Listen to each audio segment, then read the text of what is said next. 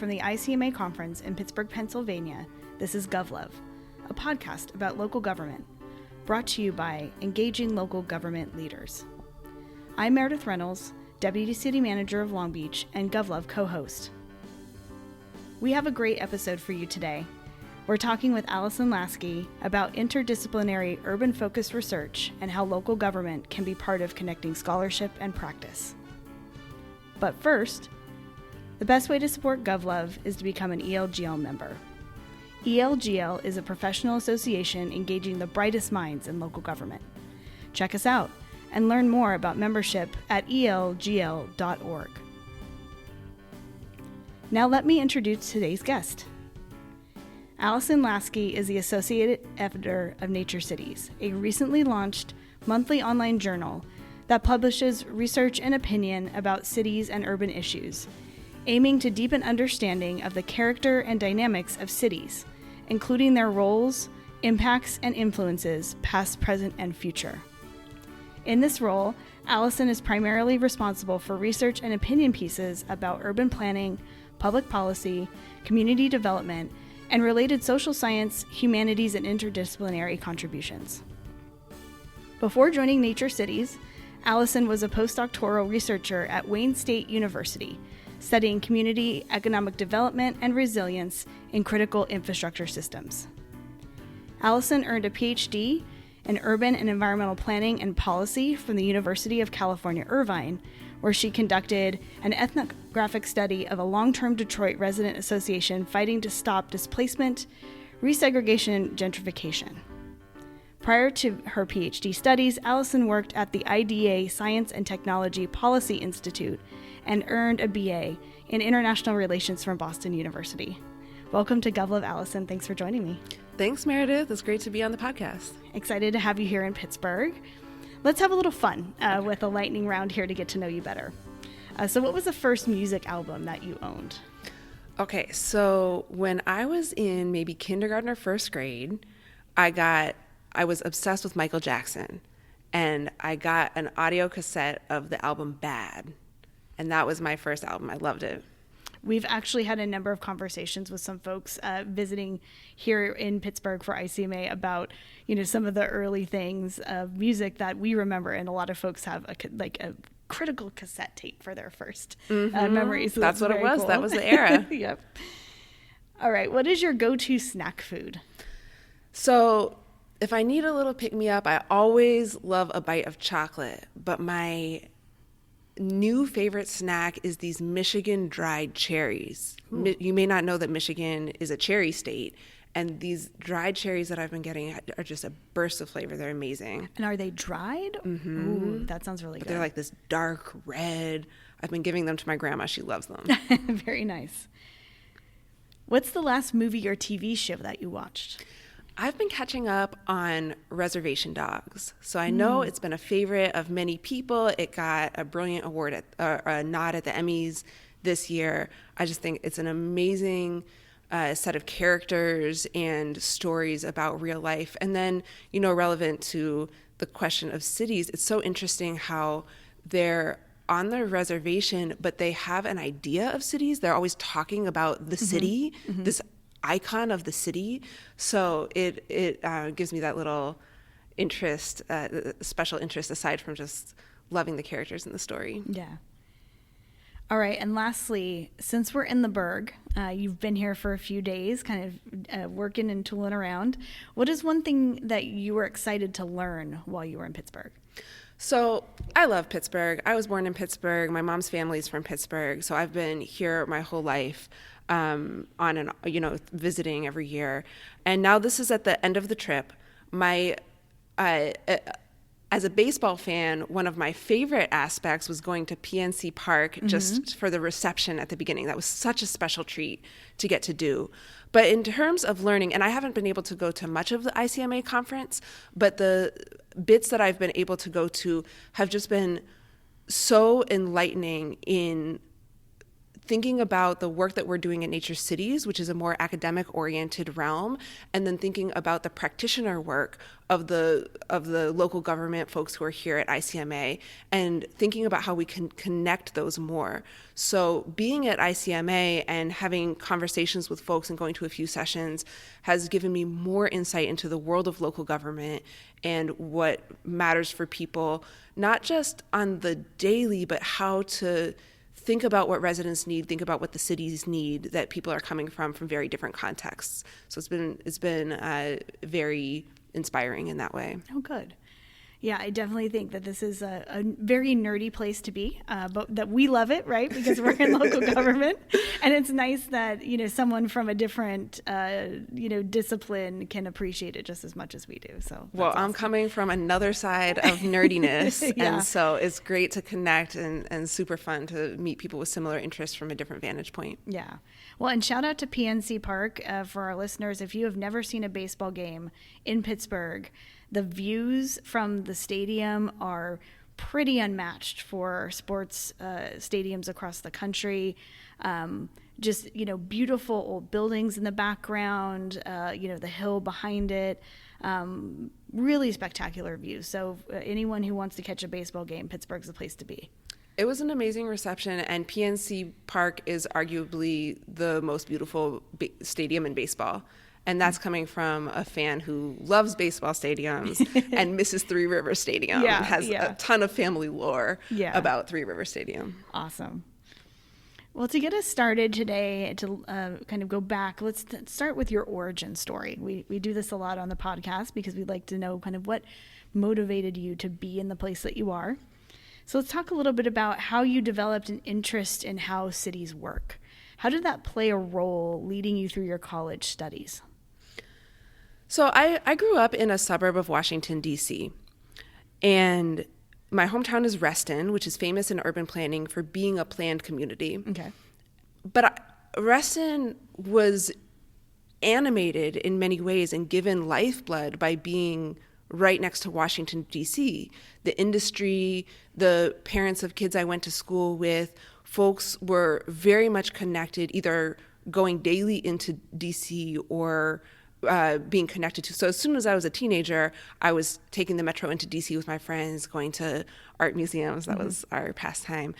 And so I had an interest in what was cities. But I really feel like Boston, when I went to Boston University, Boston taught me about cities. Boston is a great walking city. Mm-hmm. I was also confused when I got to the campus. I was thinking, wow, there's not a lot of age diversity here, and there's not a lot of racial and ethnic diversity. So I learned that just because I was in the North didn't mean that segregation didn't exist. Sure. And being in college taught me that stratification was not about to get less, it was about to get more. So Boston was an amazing place to learn about cities and to fall in love with cities. And then during my college years, I went on an incredible study abroad program, the International Honors Program, which is now part of the School of International Studies, I believe. And it was a program called Indigenous Perspectives, where we were hosted by Indigenous people in 4 different countries, in the Navajo Nation here, and then in the northeast of India, in New Zealand, and Mexico. And in each of those places, we were in what you would say was a rural place, an indigenous place, but we were also able to visit cities. And so seeing that there was a thread of continuity of what made a city in each of these places. And also IHP hosted a program specifically on cities of the 21st century. Our mutual connection, Allison Spindler, did that. Planning manager at City of Long Beach, she did that program. So the question of cities and how important cities had come to be and were continuing to grow to be gave me new interest. And so after college, I decided, why don't I go back to what I felt like I had a lot of choices. I had an amazing set of opportunities coming from where I was coming from, and I appreciated the privilege of that. But I wanted to go back to Washington, D.C., which was the city that enabled the way that I grew up. And it presented a conundrum for me. At the time, I was thinking, well, Washington, D.C. is arguably the most powerful city in the world, but also maybe the most unequal. There was a life expectation difference of 20 years for the 20 miles on the Green Line from southeast to northwest DC. There were pockets of HIV/AIDS that were as high as anywhere else in the world within Washington, DC, and yet there's intense power and privilege there too. So I said, let me try and find a job in DC, and I was lucky to land in a job of doing science policy research. So that's what brought me to the policy world and to working adjacent to the federal government and to learning what some of those levers of institutional power were, which as I lived there for many years, I did see was very separate from the daily life of regular Washingtonians, the regular residents of the city. Yeah. And so at this point, you're doing some work. What led you to make a decision to pursue a PhD? I feel like that's for policy folks. I think there's a lot of lore about, well, then you're going to go teach, you're going to go be in academia, but you've done a whole host of things with that. So, where did you get the bug? And you're like, oh, all right, PhD's for me. Seeing that divide between policy and the life on the ground for residents of the city, and then I thought that the work that we were doing was so important. We were touching on major important issues in innovation, in science education, in funding, and I was working across administrations. I worked under both the Bush and Obama administration. So seeing how, despite political change, that type of divide remained, I thought, if I stay on this path, I don't know a way of breaching that divide. And so going to grad school was a way, and going to do research as part of a PhD was a way of me getting to decide what a path could look like to try and tackle that question, and finding a field that would enable me to work with regular people, work on the ground from the grassroots, and then see how that connected to these higher levels of government. And so that was the direction I went. And that also motivated my switch from policy to planning, because policy could remain at that high level, and a lot of the theory was done at that high level. You would talk about community engagement, but it was from a governmental standpoint, it was from an institutional standpoint. Sure. Whereas in planning, you couldn't ignore residents. Residents are always there in cities. Even if you're very focused on the institutional levers of government, you're gonna be, the residents are gonna let you know. And I was interested in how that worked and was able to pursue that question. Got it. So in your PhD, as you're doing the study, at some point you began to focus your sights on Detroit as a place of study of the manifestation of urban policy. And I've long been fascinated by local government policy in Detroit. I think a lot of folks in our industry watched very intently during the recession. Things like they weren't able to provide, services or utilities to neighborhoods. There was a lot of, eliminating neighborhoods because the service couldn't be provided, how that felt kind of on the lines of equity. I think there were a lot of people paying attention to some of those things, which makes it a very good place, I think, for urban policy study. But for you, why Detroit? From all those reference points that I talked about that built my interest in cities and my involvement with cities, when I first went to Detroit in 2010 for the U.S. Social Forum, Detroit challenged everything I knew about cities.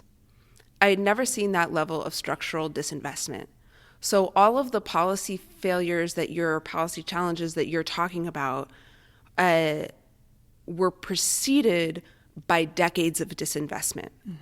And when the bankruptcy hit 10 years ago, when bankruptcy was declared and the city was put under emergency financial management, it was the largest U.S. municipality to ever go through a bankruptcy. All of that has a background in what had come before.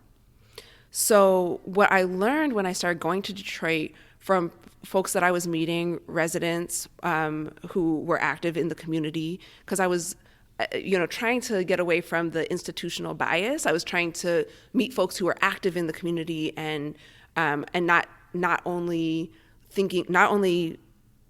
based in nonprofits and not only based in government, but seeing where those connections were happening. And one of the things that I learned from folks in the city is that Detroit has an amazing history as both a civil rights movement city and a labor movement city. Mm-hmm. And that connection actually presents a great threat to the status quo, because the combination of racial justice and labor justice actually presents a amazing power of having self-organized folks from the grassroots, from the working class and oppressed communities, forming the pressure needed to actually affect structural change. And when the civil rights movement and the labor movements began to, over the globe after the 60s, didn't have as much power anymore, they began to be co-opted and to recede. There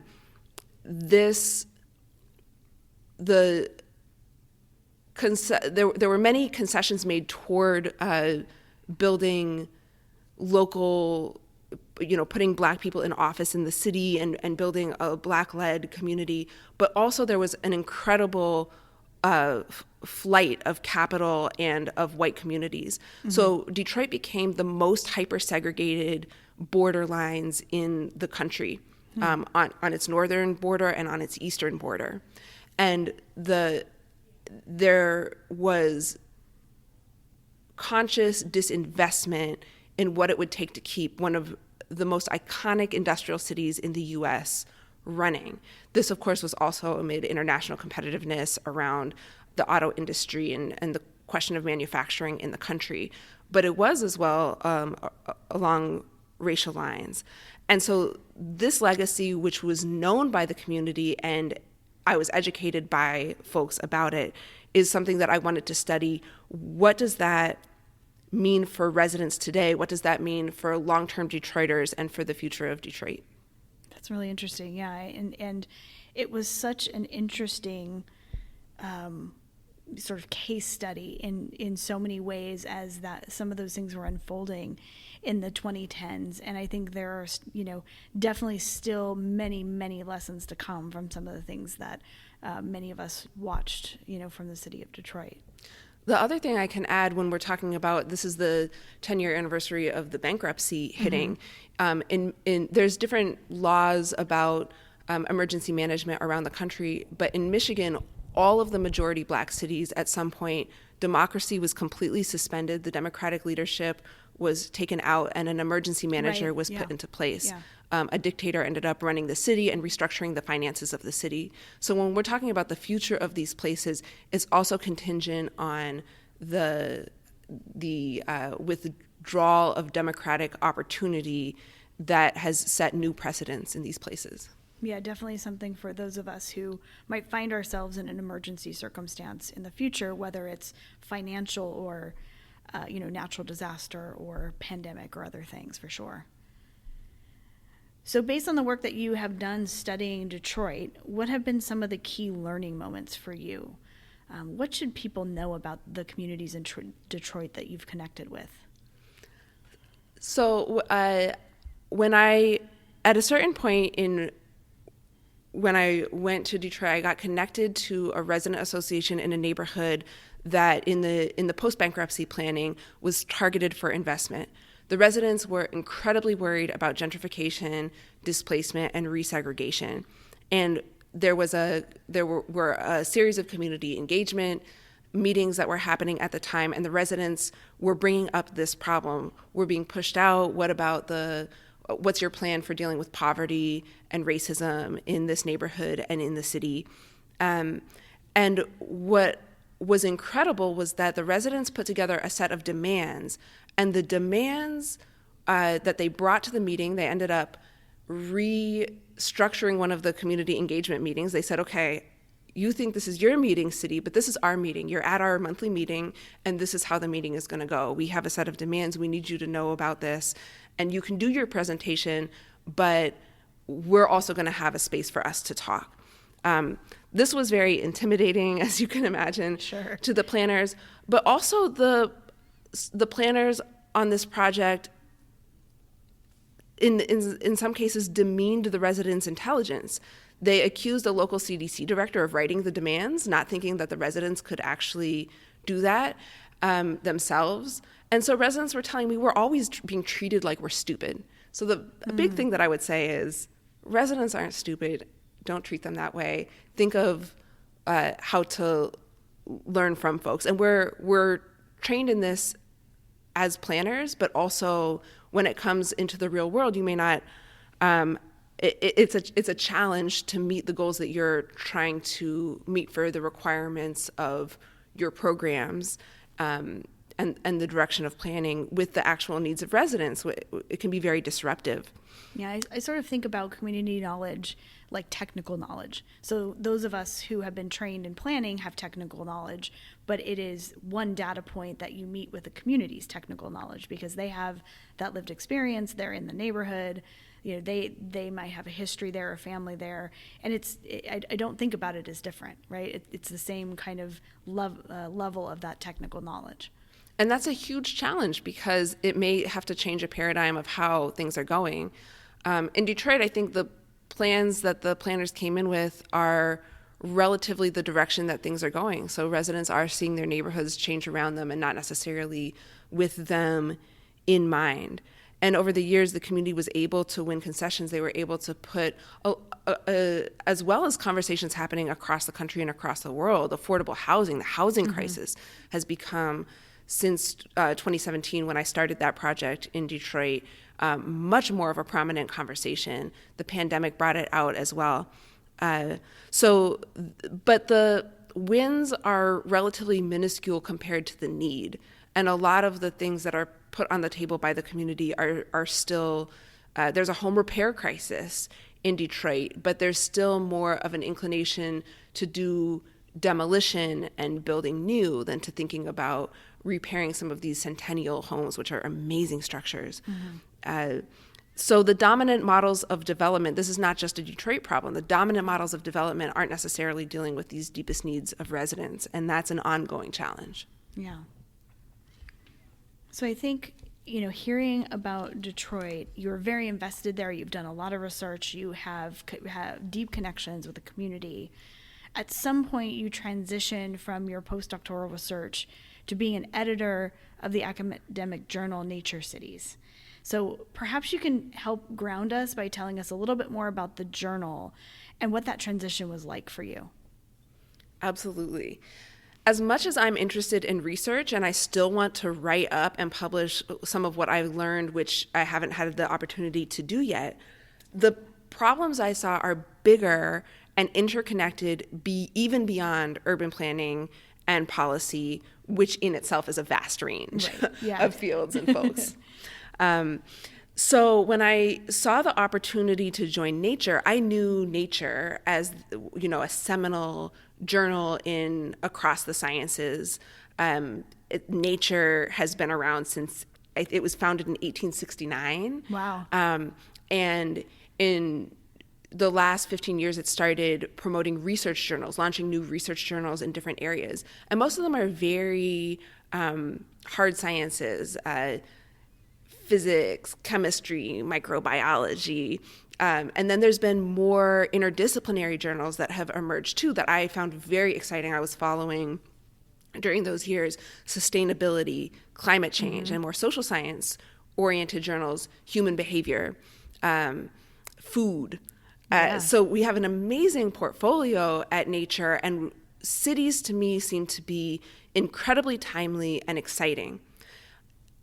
And I wanted to be an editor on this journal because I knew that if it was sort of the usual readership and the usual approach of a nature journal, it would have a bias toward what they already do so well. And I wanted to bring in social science knowledge, humanities knowledge, and have an interdisciplinary and transdisciplinary approach to the kind of way that we think about cities and urban-focused research, scholarship, writing, and also to have the cross-sector idea, how to bring in policy, architecture, and other practice-oriented fields. So what is so, as much as I miss doing my own research and getting to direct that, it is a wonderful way of engaging with other people's work and knitting that into what is really an emerging field and set of conversations around cities and around urban research and practice. And part of that is also bringing in qualitative methods and paradigms of research that can be more community oriented and can, like you said, bring in community knowledge as another type of knowledge, not in a disrupting some of the traditional hierarchies that we've seen. Yeah. So there's a this position and this opportunity. Is this something that someone sought you out? Did you find it yourself? Did you create it yourself? Was it a job posting somewhere? Just in case one of our listeners wants to do this someday, like, where do you find your way into this kind of work? I saw the job ad on Urban Affairs Association. Okay. And it was the decision to launch Nature Cities preceded me. It was something within now I know that I've been there, within the company, every year there's a set of pitches. What do you think should be our next journal? And then there can be a conversation amongst the folks in the company, including whether there are folks within the company or otherwise who should be considered as editorial founding editors of those journals. But I applied to the job and talked about what I was interested in, and my chief editor was supportive of having this broad interdisciplinary and intersectoral view of urban-focused research and scholarship. So and he hired, the other members of my team also are opening those doors. We have other social science expertise as well to be able to build this new capacity for nature in a responsible and rigorous way. Yeah. I'm super curious about what editing a professional journal is like. So certainly I would imagine there's transferable skills there, but you also probably had to pivot to some degree. So what are some of your observations about what that work is like, or maybe some of the favorite parts of the job, some of the things people don't know or maybe wouldn't expect about what you do? It's definitely a different model than the academic model. So it's something new for me. It's the first time I've worked for a multinational corporation. So there's a lot of academic journals are, the editorial board is a part-time responsibility of faculty members. At Nature, we have full-time editors. So it's a professional job in publishing, which is not common for academic journals. But it does mean that I can devote 100% of my time to working with manuscripts and thinking about what should be the path for this journal, what kind of work we can invite in. So there's a mix in my job of handling the work that comes in that might be in my specialty, but also that is like broad areas of urban focused work that is teaching me something new in collaboration with my editorial team. It's amazing to have the support of each other in discussing the type of work that comes in. And then there's also an aspect of the job that's coming to conferences like ICMA, connecting with the community and thinking about what work we need to bring in to have a well-rounded publication. So I do a little bit of writing at the job. We write editorials, we write highlights of research, we do interviews, we can write book reviews or things of that aspect. Sure. But for the most part, my job is to connect with authors and maybe suggest some elements to them and see what they're interested in working on, see what's a good fit, and facilitate the development of that work. There are a few types of content that we feature that are more op-ed style things that we work developmentally on this work with folks. When it's research, we leave that to the peer reviewers. We don't do developmental edits with folks. We just ensure that it's a rigorous scientific process in building a peer review. But for some of the more opinion-focused writing, we can have a more conversational approach with authors and think about what would make a good fit and how to make sure that the work represents what folks need to know about cities. So Allison, as we're thinking about all of the things that you do in your job, you must have some interest, in the topics that come through. You're putting all this together as an editor. What are some of the most interesting topics relevant to local government that you've come across that you recommend listeners read? And what are some of the emerging topics you'd like to dig in and share with readers? So Meredith, there's almost too much to mention, but I'll pick a few Okay. that can give a sense of what kind of work we're doing that might pertain to local government.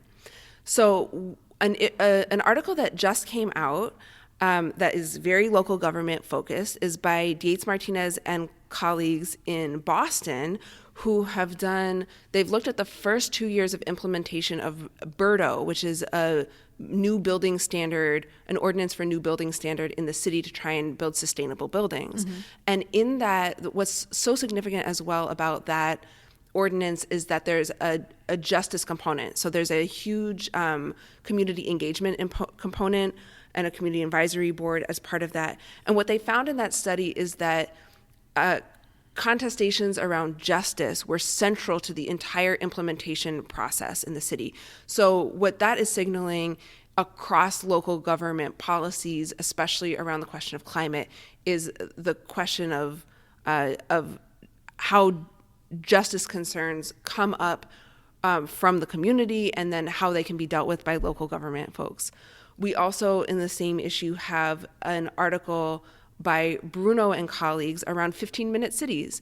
How it's a huge trend in policy, but how likely is it that different cities can be 15-minute cities? Mm-hmm. So they do, there's been much discussion around it, and they develop a method to quantify what's the chance of becoming a 15-minute city and what would be the challenges of doing that. We've also had cutting-edge research on the legacy of redlining. What are environmental justice concerns today that stem from those policies? And then the physicality of cities, soils, the connections of soils to equity, or city squares. What's the ecological effect on different species of the way that we build our cities? How can we make that more sustainable? How can concrete be more sustainable? How can buildings serve residents better? And then heat, one of the biggest issues that we are getting a ton of submissions on is around heat.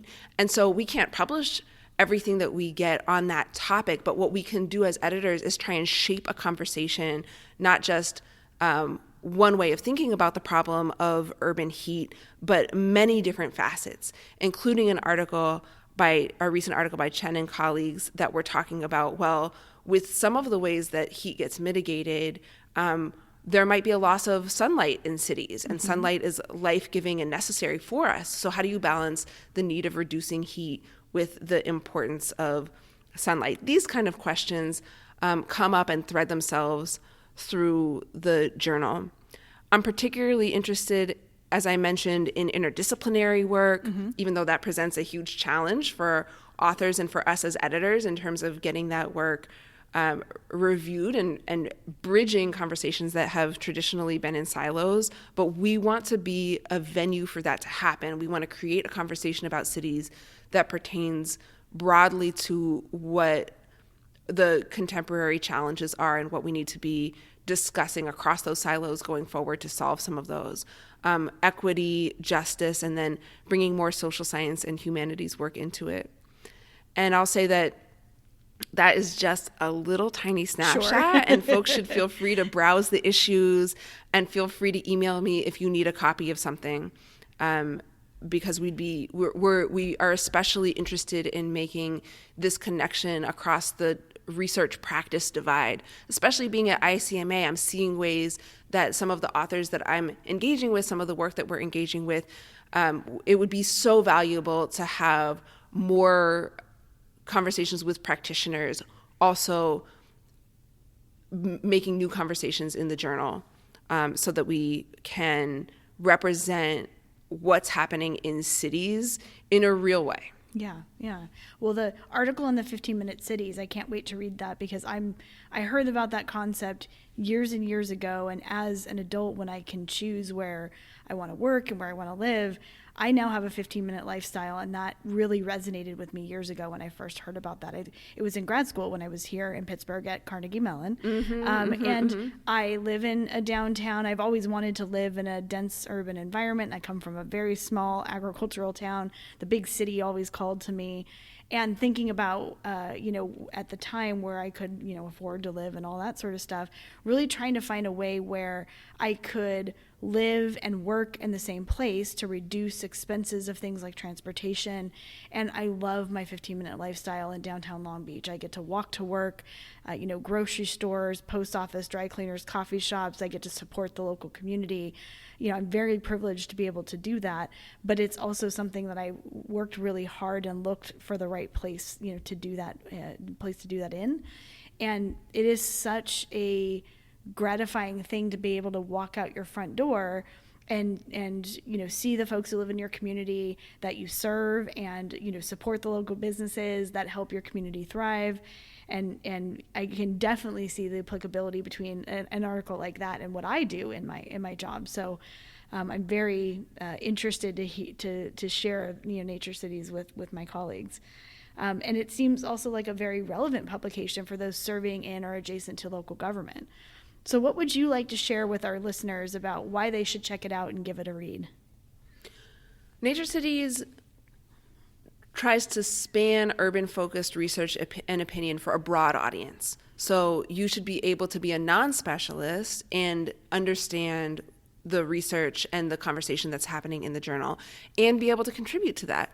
And so the benefit of this, of cities as the object of interest, is that it is relevant across scientific disciplines and across different sectors as well. But we want your voices in local government. We want the voices of practitioners. We want to have more collaborations between and to host the work that comes out of collaborations between practitioners and researchers. And we try and do that in a couple of different ways. On one hand, it's connecting to the community, having conversations like this, and educate, coming to ICMA and educating myself on what's going on in this community. It's so fun. It's amazing how many people are here from how many different places.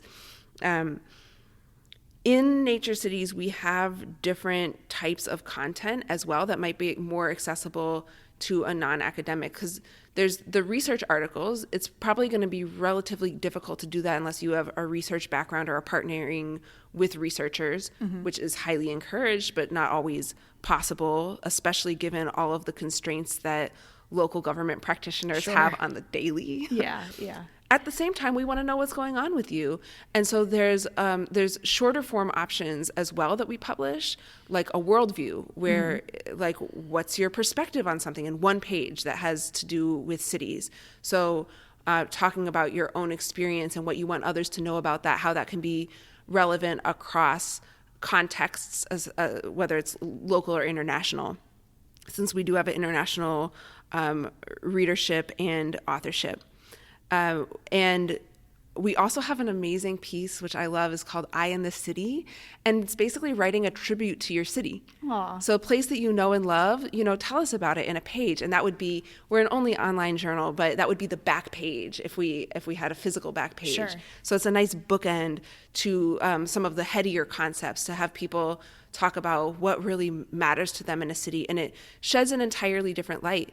We were able, in one of our recent issues that talked about urban flooding, to have a research paper on urban flooding. And then we have also launched our policy brief section, where for policy relevant research, we know policymakers can't necessarily read all the research articles that are relevant to it. So for some of those articles that are the most fitting, we try and have a policy brief, which would be a one-pager summary of what does a policymaker need to know about this.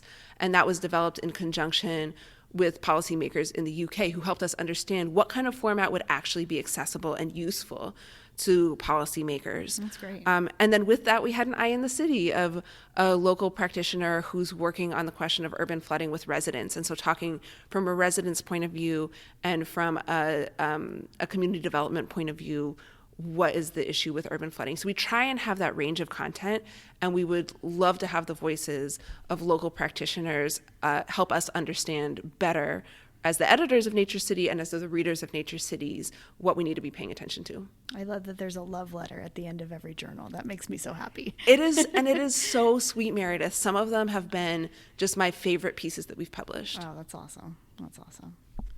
Well, Allison, as we wrap up, tell us what's next for you. Is there something special or interesting that you're working on that our listeners should look out for? Well, Meredith, we are coming to the end of the first year of Nature Cities. It launched in January, and so we're busily finishing up our production for the end of the first year. And we're excited and proud of what we've been able to do in this first year, but we're even more excited about the future now that we've been able to connect with some of the communities, especially folks who wouldn't have been the usual suspects for nature, to recruit submissions that have more cross-pollination of different ideas and vantage points. So I think that there's going to be a great, I am excited about what we're going to be able to do in this coming year and beyond as we promote some of those linkages. All right, Allison, so without giving us any spoilers, are there any sneak peeks of some high-level topics that are going to be in the journal between now and the end of the year? So, Meredith, I'm excited in the last couple of issues of this calendar year that we're going to be expanding some of the topics that we've been able to study and some of the methods that we're able to feature in the journal. There's going to be a piece, for instance, on urban textile waste, which is a growing issue that has global significance. That's going to be pretty cool. There's also the continuation of a conversation that we hope to have many more conversations on, of like, what is a city? How do you define a city? There's such a range of how people think of that across different fields, and most of the time we take it for granted. We have a basic assumption. Of course we know what a city is. Right.